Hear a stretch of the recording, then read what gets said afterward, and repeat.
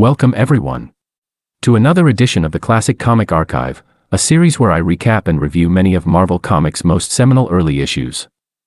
Our story for today is Tales to Astonish 41, cover dated March of 1963. This issue marks the first and only appearance of alien warlord Kula, and was written by Stan Lee and Larry Lieber, drawn by Don Heck, and lettered by Art Simek.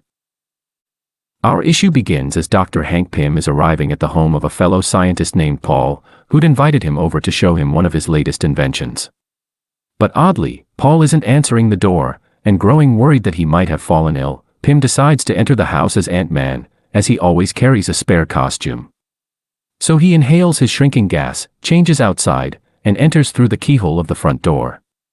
But once inside, he finds that it's completely empty. Even stranger is that all of the exits are locked from the inside, leading Pym to question how Paul could have left his house in the first place. But there's not much that he can do about it, so he leaves, and hopes that Paul will contact him over the next few days. Unfortunately he doesn't, but Pym finds some answers in a news broadcast, which reveals that several preeminent scientists have mysteriously gone missing, and no one knows why. Seeing as he's such a scientist himself, Pym realizes that he very well may be next to disappear. But he doesn't fret, as unlike his colleagues, he'll be prepared as Ant-Man. So the issue shifts forward a few days later, as Pym's laboratory work is interrupted by the arrival of a window washer. He claims to be working for a company that's just moved into town, and they're offering free window cleaning trials for a week. Seeing no harm in accepting the offer, Pym lets the washer in, and directs him to some of his dirty windows. He then returns to his work, and fails to notice as the washer pours a mysterious substance into his cleaning solution. Whatever it may be, the washer then rushes over to Pym and dumps it all over him. It turns out that it's a paralyzing liquid, as Pym instantly finds himself incapable of moving, or even speaking. But before we can learn of the washer's true motives, the issue suddenly shifts focus to another dimension entirely. It's known as Slave World, and for good reason, as it's ruled by a ruthless tyrant known as Kula. He's the one who's been kidnapping human scientists, and forcing them to build a powerful weapon to use against his enemies. Shifting back to Pym and the window washer, it now becomes obvious that the latter is working for Kula, and has used the promise of a free trial to ambush several unsuspecting scientists. And to then get them to Kula's dimension, he affixes their motionless heads with a strange helmet that somehow transports them to Slave World. And Pym is no different, as he's taken to the dimension and immediately put to work with the other scientists. Thus it's revealed that Paul was indeed one of the many kidnapped by Kula, and has been forced into building a powerful weapon for him. Of course Pym knows none of this, so Paul gives him a brief summary of the strange situation they're in. And once it's done, Pym does exactly what he was warned against doing, by branding Kula a tyrant, and calling for his downfall. The despot doesn't take kindly to this, and orders that Pym be escorted to an empty dungeon, where he'll be without food or water for a few days. But this is exactly what he'd been hoping for, as he needed a place to become Ant-Man without exposing his secret identity. So that's what he does in the lonely cell, but quickly finds himself surrounded by some alien insects. Just like Earth's, they have prominent antennas, so Ant-Man tries to keep them at bay with his cybernetic helmet. But their receiving frequency is different from that of the ants that he normally communicates with, and they thus don't stop and begin attacking him. But they're no match for his full-size strength, as he easily swats them away while adjusting his helmet to match their frequency. And once he has, they fall under his control just like his loyal ants. But for the time being he doesn't need their help, so he leaves them in the dungeon and escapes to go confront Kula. He arrives at the tyrant in the nick of time, as he's in the middle of inspecting an electro-death ray that the scientists have just finished. But as Ant-Man approaches to ambush the villain, he accidentally trips a sensor that alerts him to his presence. So Kula sends in a guard to defeat him, and it seemingly does with a simple stomp. But Ant-Man's of course survived, as he positioned himself inside the groove of the guard's boot. But before it even realizes that he's still alive, he pulls out a tiny knife and cuts his way into the shoe.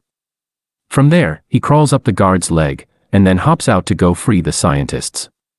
But it notices his escape and begins pursuing, so he's forced to sneakily hide in one of their pockets to avoid detection.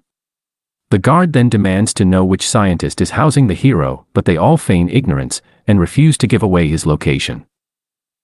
This refusal gives Ant-Man just enough time to contact his new insect allies. But it'll take time for them to arrive, so he decides to hop out of the pocket and hide in a deep crack on the floor. But he's spotted on the way there, and quickly doused with the paralyzing liquid by Cula. Thus it seems that the hero has finally met his end, as the tyrant retrieves a mighty hammer and prepares to squash the immobilized hero. But mere moments before Ant-Man's crushed, the electro ray suddenly activates and shoots Cula square in the back. Evidently the scientists made sure it was powerful like he'd ordered, as this single blast kills the tyrant. As for why it would suddenly activate for seemingly no reason, well, it was of course Ant-Man's new insect allies, who'd silently crawled onto and started up the weapon. With their leader now dead, Cula's guards quickly surrender. But not to Ant-Man, to the warlord's enemies, who just happened to arrive right when he died. It turns out that they're actually freedom fighters, who'd come to free their world from Cula's tyranny. While this is all well and good, Ant-Man still has to contend with the fact that he and his colleagues are seemingly stuck in another dimension. Reprieve luckily comes in the form of the window washer, who arrives with another captured scientist, not knowing that Cula's been defeated. He's of course quickly detained, giving Ant-Man an opportunity to return to the dungeon and change back into Hank Pym. Thus as the other scientists arrive to free him, they're none the wiser that he was actually the one that saved them. But regardless, they all return to the window washer, who's being imprisoned by the freedom fighters for working with Cula. Using his equipment, they return to Earth, and the issue subsequently ends as one of the scientists questions how Ant-Man ended up in Slave World, leading Pym to interject and advise that they just be grateful that he showed up, and remember that he'll always be there when needed. That concludes the Ant-Man story in Tales to Astonish 41, and another episode of the Classic Comic Archive. But as always, I would like to offer a brief review of this issue. Overall, I thought that this was a fairly average and unremarkable story. While I appreciated its goofy nature, I ultimately found its plot to be rather derivative, and the villain to be utterly forgettable. While the latter point speaks for itself, I'd like to elaborate on the former by recommending that you watch my video on Journey into Mystery 87.